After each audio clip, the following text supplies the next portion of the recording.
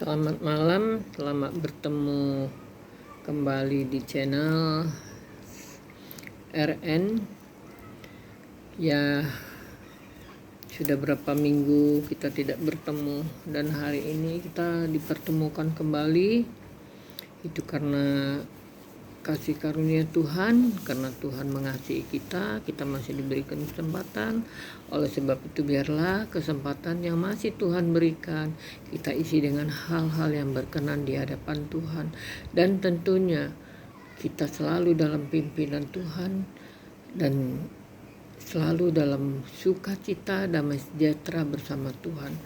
Sebelum kita membuka ayat Alkitab malam hari ini, mari kita buka dari kitab Markus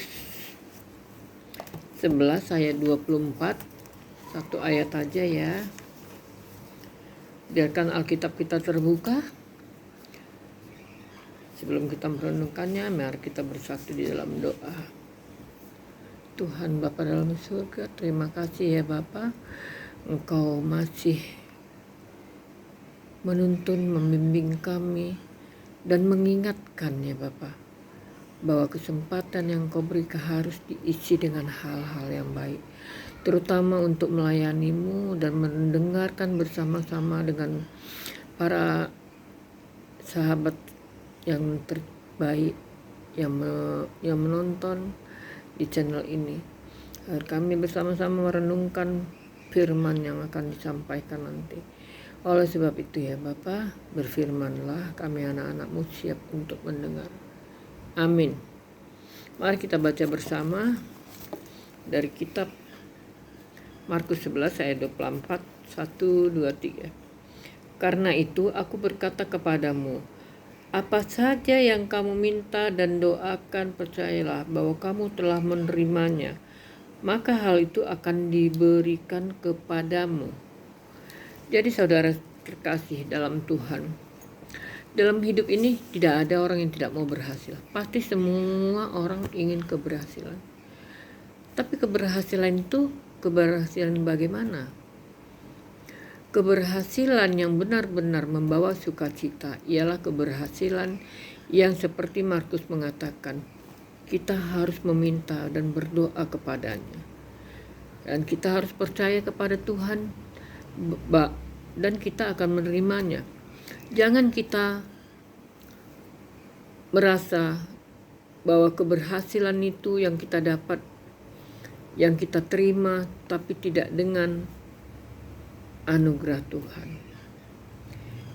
Keberhasilan yang merasa orang mempunyai kekayaan dengan mencari dengan hal-hal yang tidak baik, yang tidak berkenan di hadapan Tuhan, merasa itu diberkati.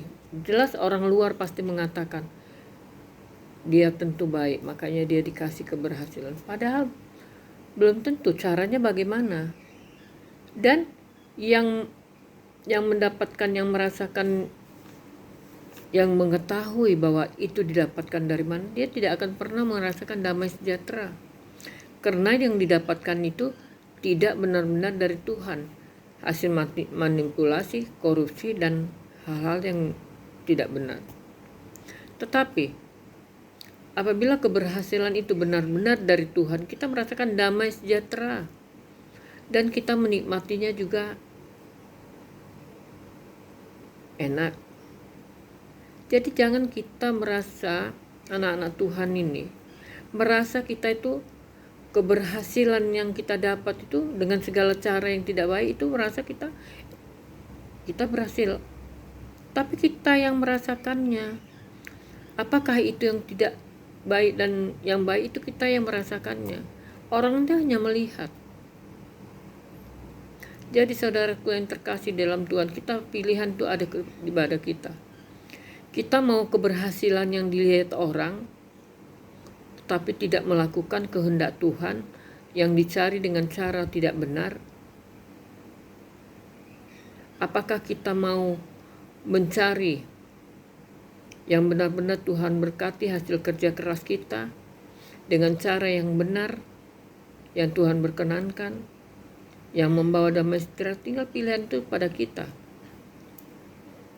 Sekarang saat ini kan kita lihat sendiri, banyak orang-orang pejabat-pejabat juga yang seiman, banyak yang tidak melakukan kehendak Tuhan. Dia mempunyai segalanya, padahal dia tidak mengetahui bahwa itu adalah pencobaan yang diberikan Tuhan dengan kesenangan. Apakah tidak bertobat? Seharusnya di saat itulah dia bertobat. Jangan sampai Tuhan mengambil sesuatu darinya yang menjadi penyesalan baginya. Saudaraku yang terkasih dalam Tuhan, selagi kita masih ada kesempatan, kita jangan mengejar keberhasilan yang tidak benar. Marilah kita bertobat. Kita mengejar keberhasilan yang menghasilkan buah yang baik. Kita bisa melihat dari kehidupan rumah tangga anak-anak, bahkan cucu-cucu kita. Oleh sebab itu, saudaraku yang seiman, saya mengajak bahwa kita harus menjadi anak-anak yang benar-benar mengandalkan Tuhan. Bekerja dan berdoa itu berarti kita berjalan menuju yang baik dan mengandalkan dan menyertakan Tuhan dalam setiap pekerjaan kita. Ini sudah tua, dunia ini sudah tua, saudaraku. Jangan kita menyesal setelah kita tidak di dunia ini. Oleh sebab itu, selagi kita masih ada waktu dan kesempatan, bertobatlah untuk hal yang tidak Tuhan perkenankan. Mari kita bersama-sama mengejar keberhasilan bersama Tuhan. Lebih bagus kita mengejar keberhasilan untuk kita mendapatkan kerajaan surga yang sekekal selamanya, yang kita tidak merasakan apa yang kita rasakan di dunia ini.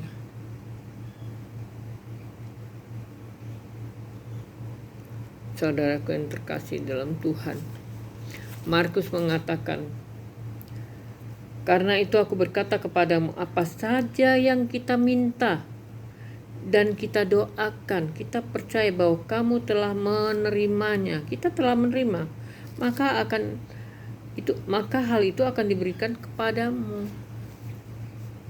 Itu memang bagi orang yang benar-benar mengandalkan Tuhan. Dia akan menyampaikan doanya dan menyerahkan sepenuhnya kepada Tuhan yang berkuasa. Tuhan tidak menyia-nyiakan itu semua, saudaraku. Dia akan mendengar dan mengiyakannya. Hanya menunggu waktu yang benar-benar tepat bagi kita. Marilah saudaraku yang terkasih, kita tetap menjadi anak-anak yang benar-benar mengandalkan Tuhan. Tidak usah kita mengandalkan diri kita sendiri, karena kita tidak ada apa-apanya. Kita adalah manusia ciptaan Tuhan. Yang berkuasa untuk hidup kita adalah Tuhan Yesus. Jangan kita merasa keberhasilan yang kita dapat itu hasil kerja kita. Apapun usaha yang kita jalankan, kalau kita tidak mengandalkan Tuhan, itu tidak akan pernah berhasil. Semua rencana kita, keinginan kita, kalau kita tidak mengandalkan Tuhan, itu tidak akan terjadi. Oleh sebab itu, saudaraku yang terkasih di dalam Tuhan, sebagai anak-anak Tuhan, pilihan Tuhan, marilah kita setiap tingkah laku kita, setiap perjalanan kehidupan ini, kita harus menyertakan Tuhan. Kita harus mengandalkan Tuhan. Itulah yang kita akan dapatkan keberhasilan yang benar-benar membawa damai sejahtera di hidup kita. Jangan kita merasa diri kita lebih hebat, merasa semua keberhasilan dapat karena kita. karena kerja keras kita. Tidak, saudaraku. Tanpa kita menyertakan Tuhan dalam setiap rencana kita, pergumulan kita tidak dapat mendapatkan keberhasilan dan mendapatkan jalan keluar yang terbaik.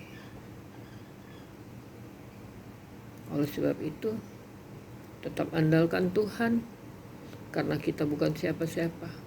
Tetap Tuhan Yesus ialah Tuhan yang terbaik.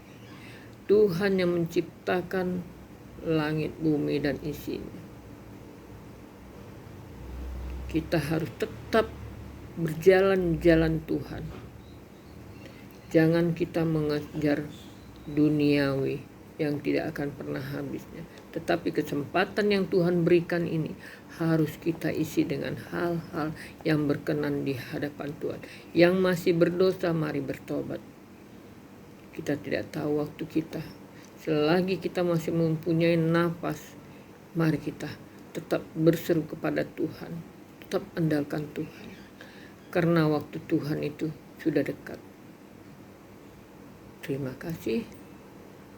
Tuhan Yesus memberkati. Amin.